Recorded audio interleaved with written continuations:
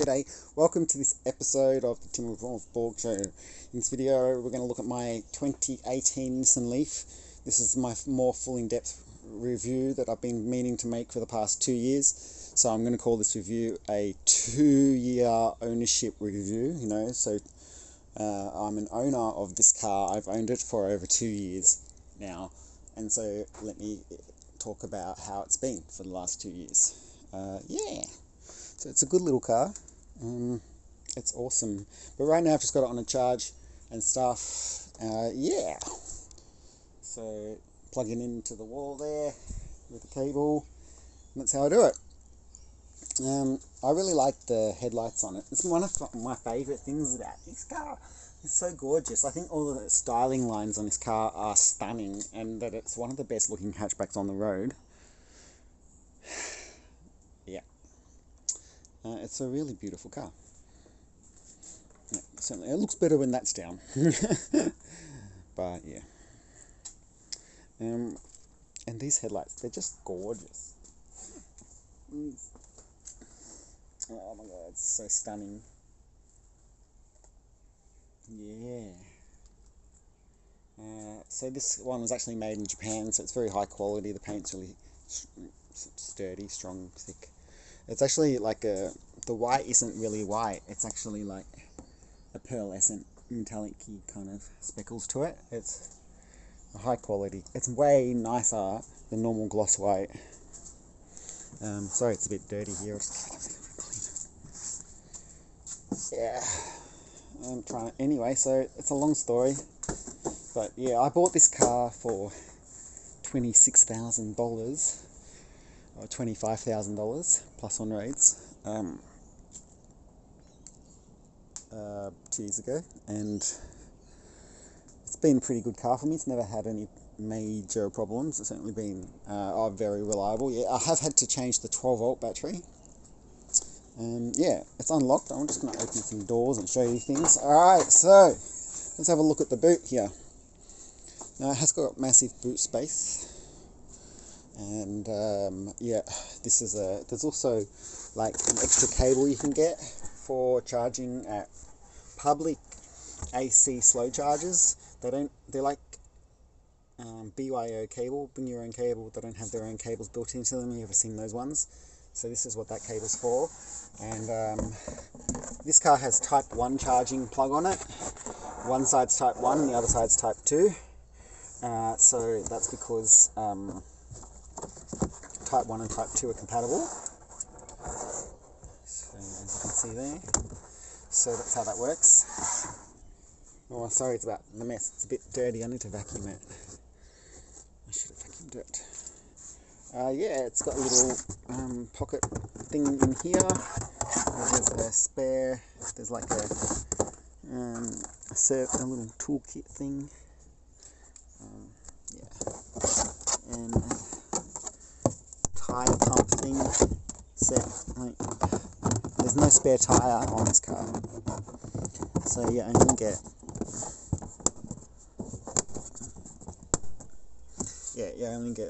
that thing. Underneath here, so there's no spare tire. It's metal and it's completely got a flat floor. Isn't that interesting? So it's the first car I've had that's like that. But that saves weight. The battery actually isn't back in this section. The battery is underneath the seats. It doesn't go right to the end, which is good because it would have been, I don't know, not good for weight balance, I guess, distribution.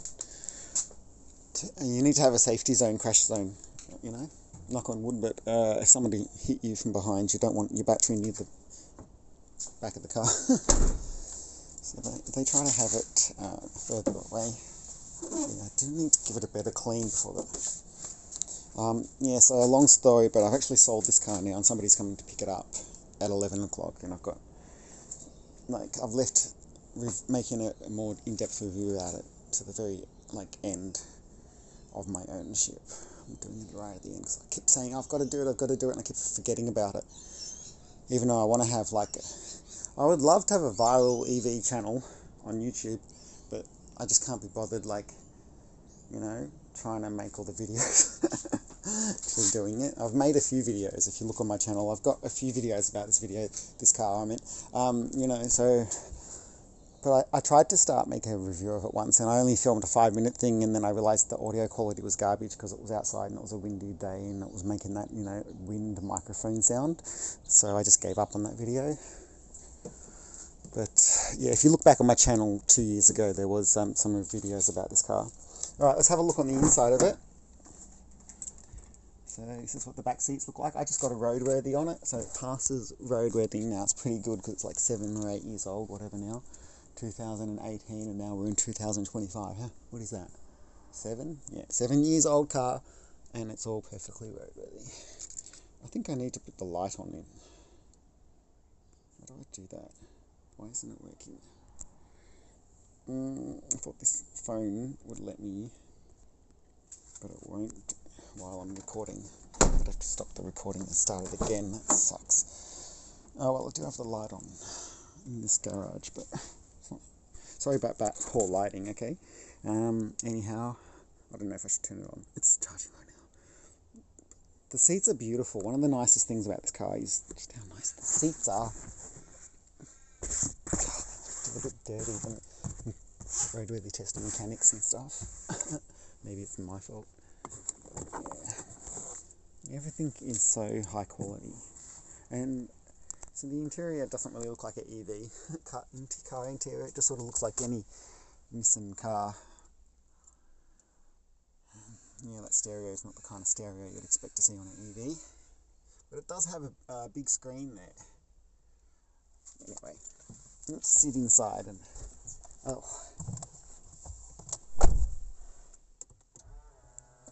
Look at that, electric mirrors. I didn't even have that turned on. It's just like there's a setting over there to turn it on. I didn't realise it needed to be turned on. So the whole time I've had this car, it wasn't doing that until just the last few weeks. Anyway, I turn these interior lights on now. And then we've got lighting. I did replace the lights on this car to be LED on the interior, and the front two indicators, they were incandescent, so I changed them. But the back tail lights are still incandescent, and I never changed that because I was lazy. Another thing, I bought them, but I didn't bother to actually do it. Anyhow, at least the lighting's a bit better now, so I can show you again the interior back here, what it looks like. Yep. So I wanted to get rid of the other car and have 2 EVs, but it's not turning out. That's what's happening for me. Instead, I'm selling it to somebody. But I'll have enough money to buy a longer range car. Yeah. Anyway, have a look at this. One quirk with these cars, if you turn it on and then you turn it off while this stereo is still booting up, the stereo will actually crash and not work until the next time you turn it on, or that time, second time, yeah. So then you have to like wait 10 minutes for it to rebuild the operating system, and then turn the car off and on, and then it will work properly again. The screen will come back on after about 8 minutes or 5 minutes or something, but the audio won't work on it, and it will have lost all the stations presets. But then after the second reboot, it'll go back to normal, and it will have all your old presets and settings back, remembering everything, and you don't actually lose anything. So it's not that bad. But anyway, it is a pretty small screen. It's only like a 7-inch or something. It's like tiny. No, the GPS doesn't look very good, but this is the home screen sort of thing. There is smartphone connection. It does say Android Auto or CarPlay Apple. Whoops. So, I did have that working, but I can't demonstrate it right now. But if you just, this plug here, this USB plug, if you plug in the phone that supports one of those things, it will work, and then this screen will become like the phone screen, and this is touch screen, so it works that way. So this is like the radio. We don't want to hear the radio though, so mute. Sorry about that. I hope I don't get copyright strike for it. I think it was just an ad or something. They probably won't do it. Okay, this is the energy usage screen. Oh, I think there's glare on the screen from lights. There you go. It's still glaring. I don't know where the glare's coming from now. How do I get rid of it? Okay, that's not very good, is it? Energy usage. Yeah, so when you're driving around, this light moves around and stuff. And it shows you stuff. So it's pretty cool how there's like the stereo knows stuff about the car. Anyway, the car's not actually fully on right now. I have to press power on again. Yeah. Oh, look, it's at 98%. I'm trying to get it to 100 for her so she has enough. Even though I know you're not supposed to charge it to 100 all the time, but it's okay if you just do it once in a blue moon when somebody, when you're planning to drive it straight away. You're just not supposed to put it in long-term storage with it at 100%. So normally 99.9% of the time, I'm always never charging above 80%, and I never overcharged her. Mostly, you know what I mean? But the buyer actually asked me to charge it to 100% for her so that she would see the full range. No. Stop. I just noticed at 98% it's saying that we have 249 kilometer range. That's pretty cool. I wonder what we'll go up to. Anyway, when she first came to look at the car, it said 240, on 100%. So I tried to reset the thing, and I think it might have done it now. Yeah. It won't let you drive off with the cabling.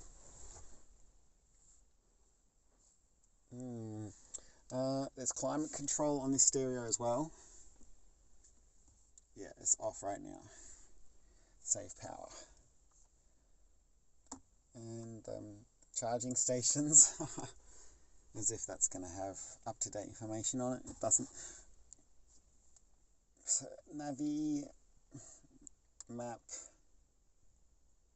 Yeah, it seems like it's from the 90s, doesn't it?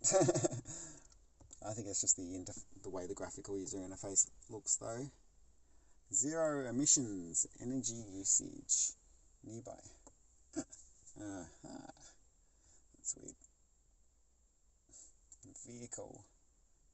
Oh, it's the same shit. Navigation version. 1920 year. What does that mean? 5 years old. Bye. Person I bought this off told me he had updated it and it had a recent map. What a crock of shit.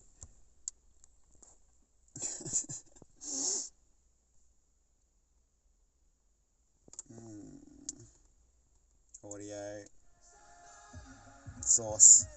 Mute. God damn, I hope I don't get copyright striked. Why did it just go back to that? Don't do that.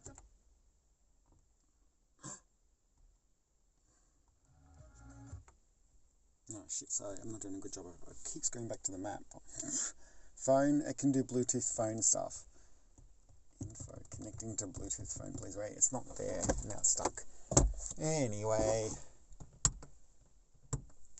Yeah, this is the glove box, pretty good. There's an air filter inside there. I've changed the air filter to be a activated carbon one.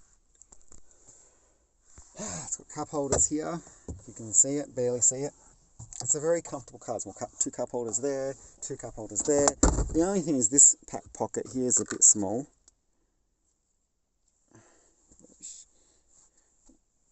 And that's a weird shape. And this pocket here is too small. You barely can fit anything in there. It's got a 12-volt plug there. That's the only vehicle to load it that it has, is that you can run things off that.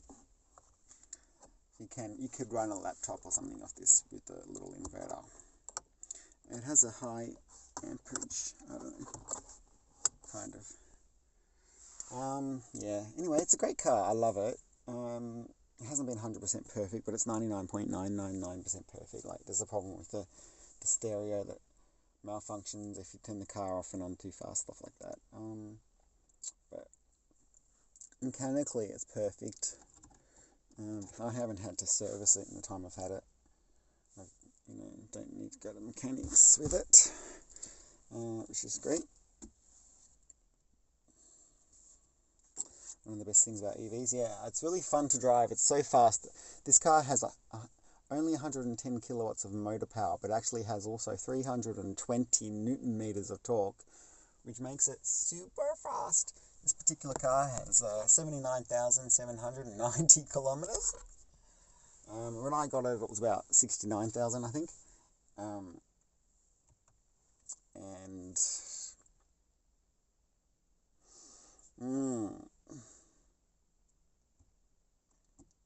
so that's how that is.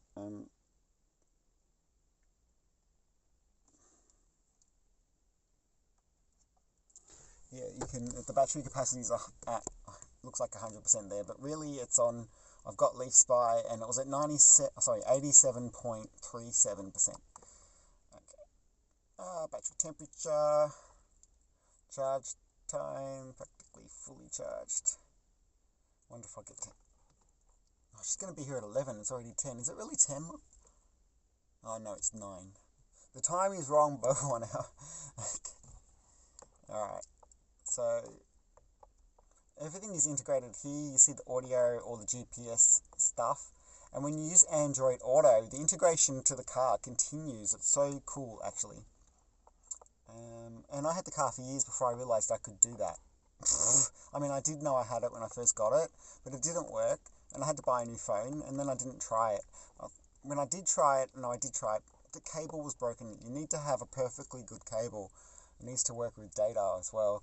When cables get old and stop, they get frayed on the broken wires on the inside of them, and the data stops working. They might still work for charging, but not for data. That often happens. And this is the settings. So, yeah, pretty cool. It's a great car. I love this car so much.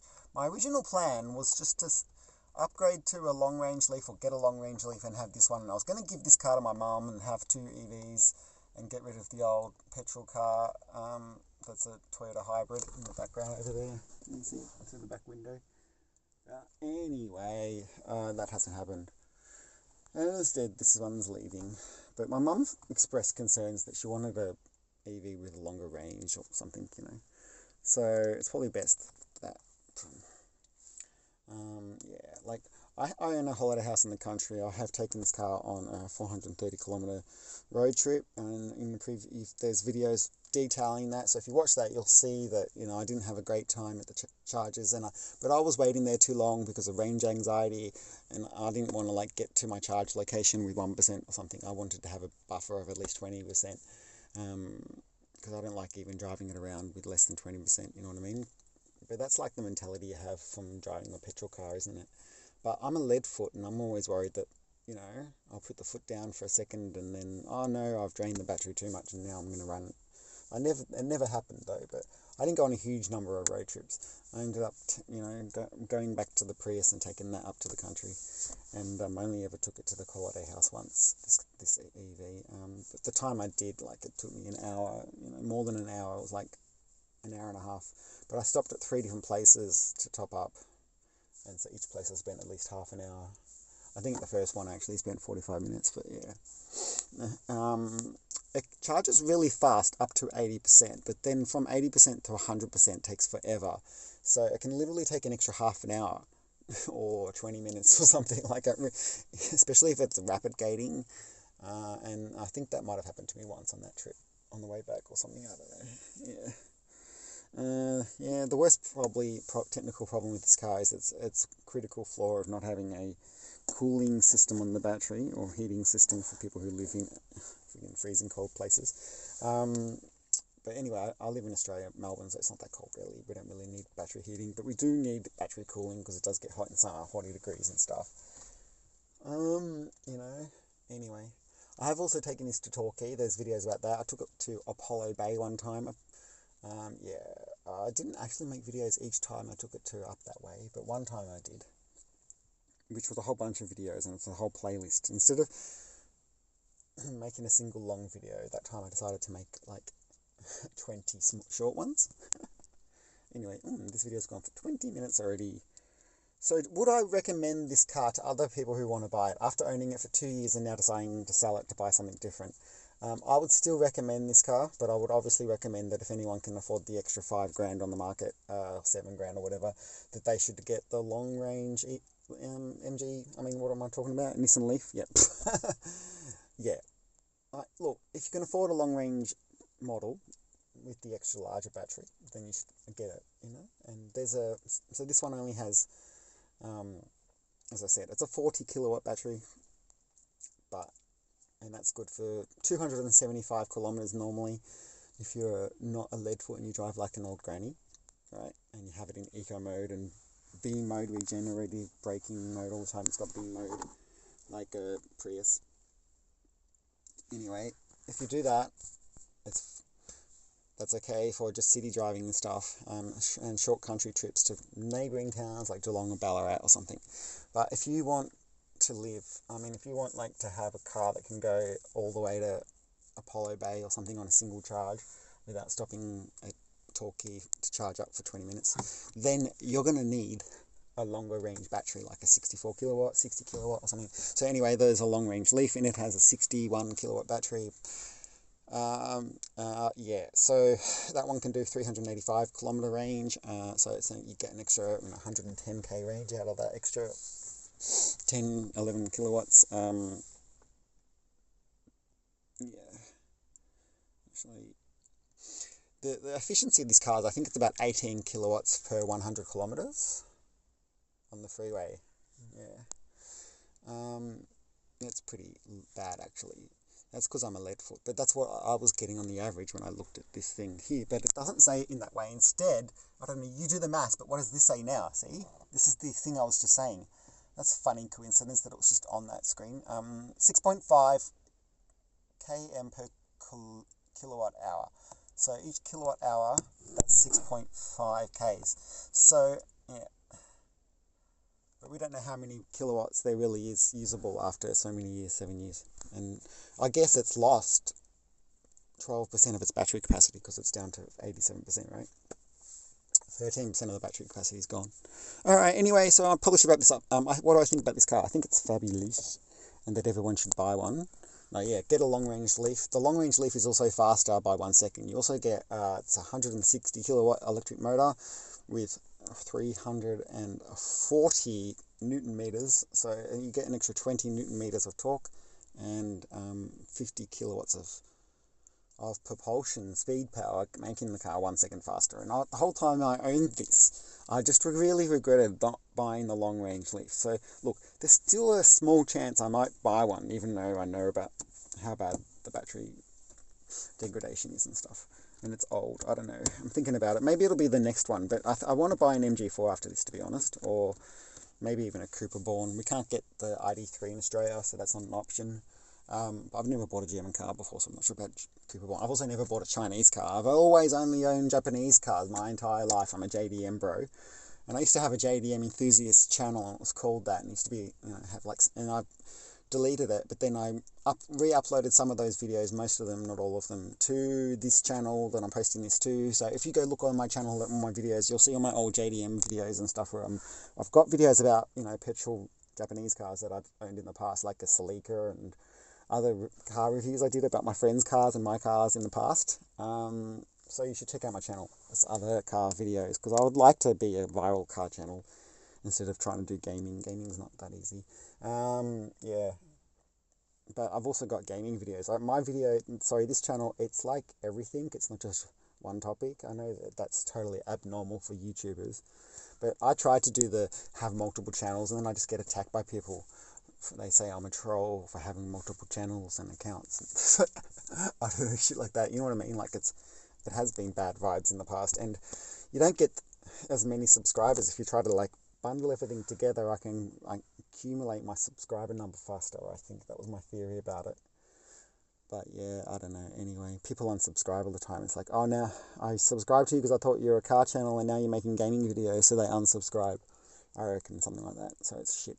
YouTube's shit. And I don't get paid a cent for any of these videos, so it's all a big waste of time. And it's not fair.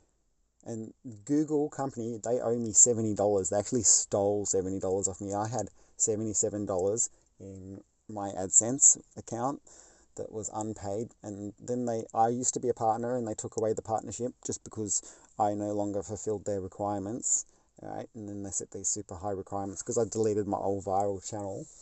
that I used to have, which will remain silent. Anyhow, then the new channels that I made with no subscribers could apply and be approved for partnership immediately with their old policy. Then they changed the policy, so you have to earn partnership all over again if you don't meet the over 1,000 subscribers and all that stuff. I think the car just finished charging. Yeah, I could hear like little clicking sounds. So one thing this car doesn't do is automatically do top balancing. Do you know what I mean? So I found out the MG4, if you, like we are right now, plugged into the wall and you leave the car plugged in when it's at 100%, then it actually tells you that it's top balancing the battery cells, which is actually supposed to be good to do once a month, apparently, even on the NCM batteries. Also LFP, it does the same, I think. Anyway, but the LFP is only 51 and I don't want that short battery, small battery size. I need, as I said, at least a 64 kilowatt battery, I think, or a 77 or an 80 or something. I wish I could get an Ionic sometimes, Ionic 5, but they're too expensive, and unless I can get the long range one, this battery is too small. Yeah, I don't know. There's not many hatchbacks on EV hatchbacks, to be honest. Like, so there's a Leaf, and there's the MG4, there's a Aura Cat, which I find ugly. I could only buy that for my mum, and because she likes bubbly cars, I don't. There's the BYD Dolphin, which I don't find to be statistically, like if you just compare the stats of a BYD Dolphin to this Nissan Leaf, it's obvious that the BYD Dolphin is not really a better car in any way. Like, the base model is 44 kilowatts, this is a 40 kilowatt car. Their top model is 65 kilowatts, you know, so it's only a few kilowatts or something better than, it's around the same. And same with the performance, it's actually worse. Like, the base model BYD Dolphin's only got 70 kilowatts of propulsion power, and the torque is way down too. Even the MG4s, one of the things I'm a bit spewing about is, unless I get an X-Power or the long-range model, the others all have 255 Newton meters torque, which is less than this car, which means it's going to be less fun when I put my foot to the floor, and less towing power up hills. Like, and that's important when you're going up hills up between like Melbourne and Ballarat. It's really hilly. Anyway, and weak cars struggle to go up hills, and I hope it doesn't have those problems. I think those other base model EVs would have problems. If you load the boot up with stuff and you're trying to drive at 110 up one of those hills, you're going to struggle. Might not even be able to maintain the speed. And that would suck, wouldn't it? Anyway, so this is my comparison of other cars, what are EVs, and then class, and what I think of them. Also, the BYD Dolphin's just front-wheel drive like this too. But, so I don't know. The only thing that makes it better is it's got that bloody blade battery. Anyway, but that's all I'm going to say about that for now. I think I should end this video. I did say I was going to end the video. 28 minutes and 10 seconds it is. Thanks for watching again. Like I said, please live long and prosper. You'll be assimilated. Resistance is futile. Alright, cheers. Bye. Peace.